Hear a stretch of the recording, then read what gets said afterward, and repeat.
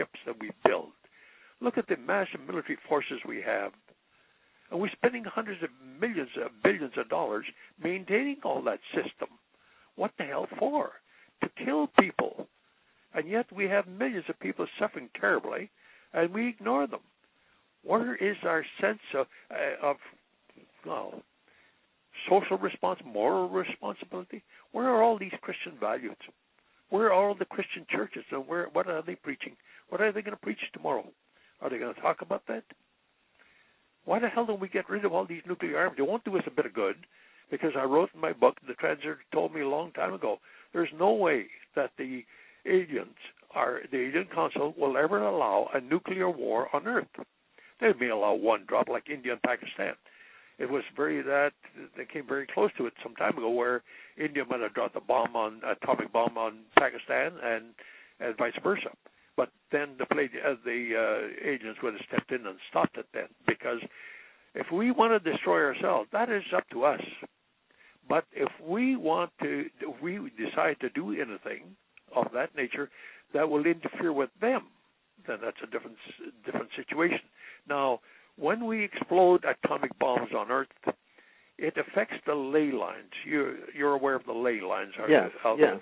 The ley lines permeate the universe. And when we do that and we distort these ley lines, we then create hazards for their space travel. That is the reason why they can't allow that to happen. And they will not allow a nuclear war to happen. And what are we doing? We're spending trillions and trillions of dollars building these damn nuclear bombs. And on top of that, we have the hydrogen bombs, which is a mental sickness all of its own. So I feel very strongly about that. And I'm rather bitter about it, because I find that the ones who should be speaking about it, the Vatican and other religions, all are good spiritual people. This is what, in our governments, this is what they should be addressing. That they don't. Right, and in fact, we won't get into that, because that'll really get us off sort of on a political tangent.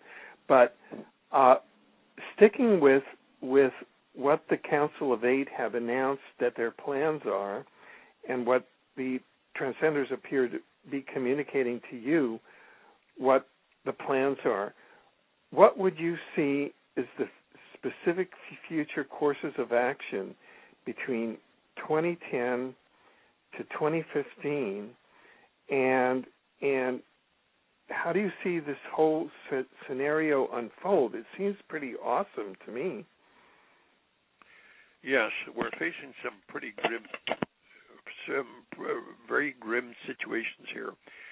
One of them is in the Middle East, and there again we're dealing with nuclear weapons. Iran has no bomb, and according to Transgender, never will have a bomb, nuclear bomb. The only nations who have, if we include the terrorists, the only nations who have any nuclear weapons at all is Israel. They have a massive nuclear arsenal. And Al-Qaeda. Al-Qaeda now has a dirty nuclear bomb and weapons of mass destruction. And so that's got to be dealt with. Now, the question arises, well, if they have it, why haven't they used it against Israel, their number one enemy? Now, according to Transcenders, and nothing is hidden from them. I've mentioned this over and over again because I want to emphasize that nothing is hidden from the Transcenders at the subconscious level. So they know what is the thinking. They know what goes on in the caves and the Al-Qaeda caves in the Himalayas. There's about 25 to 30 jihadists led by al-Zawahiri. He's the leader of the jihadists. And they have about 1,200 or more scientists and technical staff who are working on producing this bomb and non-weapons of mass destruction. But these are rather secular people. They get paid big wages, and they enjoy that, and that's what they want to do, but they want to continue living. They don't want to give up their lives for any purpose. And so there is that moral conflict taking place now between the jihadists and the scientists and technical staff going on there. And so I suggested in my book, it is very timely now for the United States to offer a general amnesty to Al-Qaeda under certain conditions. You will hand over all your weapons of mass destruction, your bomb. You will agree to be reestablished elsewhere under United Nations administration, on and on, a number of conditions like that. So I think that is very timely, and that's going to be done fairly soon. But still the question remains, why don't they drop their bomb on Israel? It's the old problem that developed, remember, in Oklahoma City years ago. It's containment of collateral damage. They realize, that's Al-Qaeda, realizes that if they drop that bomb, or exploded that bomb in Israel, it's such a small country. There's one in about, I think, 250,000 Palestinians still living there. And, of course, these bombs, the radioactive fallout doesn't recognize any borders. There's Jordan, there's Lebanon, there's Syria, there's other Muslim countries nearby. What would be the effect on them? What if hundreds of thousands of them died? What would Allah say about that? So they have this moral quandary.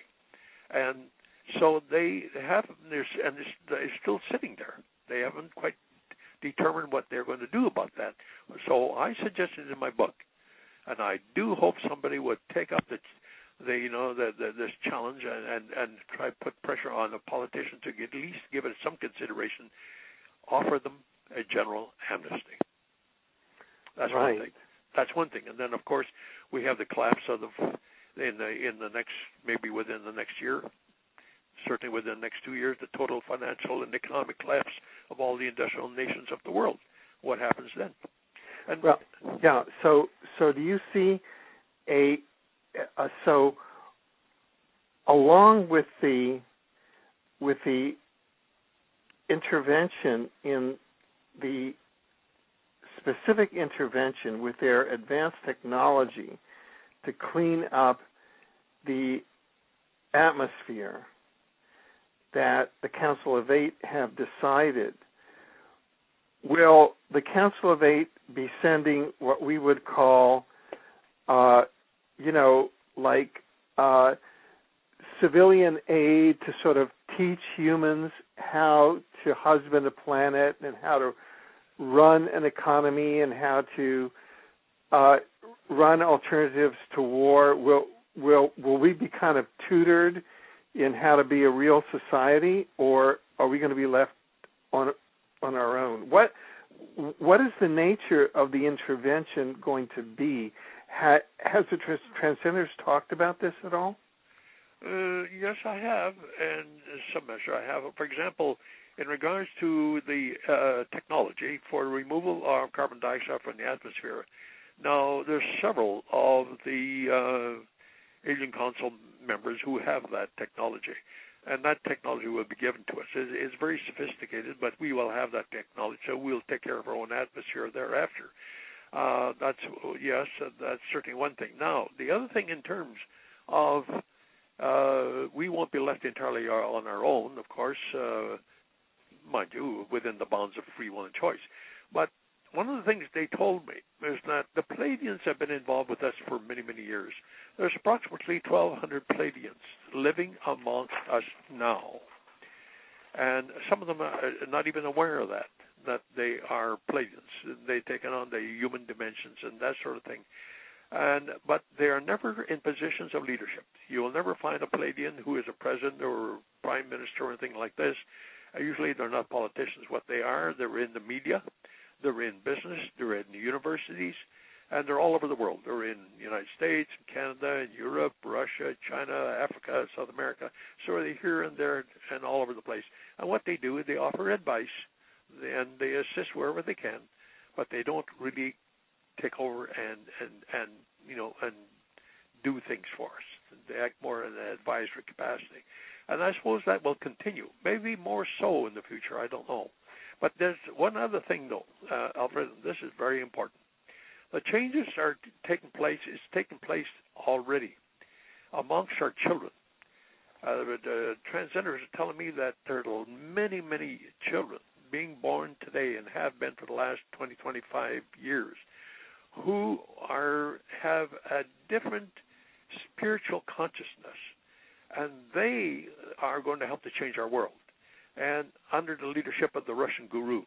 Now, this leader, this Russian spiritual leader, he's a young man now. He's got to be in his teens or late teens maybe, and already is having quite an influence in Russia. But he'll become even more so in the future. And he will help to change that nation, and then they will influence the rest of the world to rise to a higher spiritual consciousness, which functions on the basis, as Christ taught, you are your brother's keeper. We will take care of all these sick children with malaria. We will take care of those with AIDS and all this sort of thing. And so the things will eventually are going to be better, yes, but there are going to be some terrible years within I'd say the next 5, 6, maybe next 10 years. I don't know. So in terms of just breakdown of you talk about I'm just reading here earth changes, environmental pollution, drought and famine, and financial and economic collapse. Is that what you're talking about generally? Yes. Now, in regards to the financial collapse of all the world, as the United States government, the officials at least are double talking to a very large degree when they pretend that somehow that they're going to come out of this situation they're in and everything will be fine. They're bankrupt. The United States is bankrupt, and so are many other nations in the world. And so I've noticed that a number of not only politicians but economic consultants to the government are suggesting to the president that the solution is what they're going to do is increase their exports massively. That will create a lot of jobs in the United States, and then, of course, it's a larger tax base, and then they'll be able to handle their deficit. Well, that is fine if things went on normally, but things won't be normal in the next few months, certainly not by next spring. It is going to be in a terrible state, especially when these earth changes take place in Asia. Where will be these markets? Where Japan won't be there. China is going to be begging for help from the United States and Canada and other countries to come and help them in their recovery. And if they lose their Three Gorges Dam, then the massive damage done to China will go on for decades. So Stan, but let me jump in here. Yeah. Are you saying that the transcenders are saying that there will be massive earth changes over, say, the next several years? Over the next 2 to 3 years. Of the type that Edgar Casey talked about? Right on. And there's no way of avoiding these? No, because you see, it's not just human activity. Some of this occurs. It occurs because it's sort of a cycle type of thing. It's a cycle of energy systems in our solar system, the sun, our galaxy, and so forth. All of these things are taking place, and about every 25,000 years, they readjust themselves and they create some of these changes, earth changes.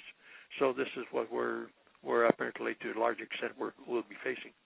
Now, what role will the extraterrestrial forces in the Council of Eight and the Transcenders take during this period? Apparently, there's not much they can do about that. I see. No. Because there are all these rumors about how extraterrestrials would come in and evacuate people during Earth changes. Is there any substance to that? You see, when Atlantis, we're going through the same thing that Atlantis went through 11,500 years ago. And, in fact, a lot of people, a lot of human beings on Earth today were on Atlantis. And why would we choose to go through this again? Baffles me. But so we did. But anyway, they had time to evacuate. And in spite of that, there are still several millions who decided no, they would not leave, and they stayed and they went down with the continent. But the aliens did come in, and they removed. I don't know the numbers. Removed a lot of Atlanteans to Egypt, Europe, down to southern United States, where Mexico is, one thing and another, and to South America. So yes, they did that, and Are they going to help out in this case again? They may. I don't know.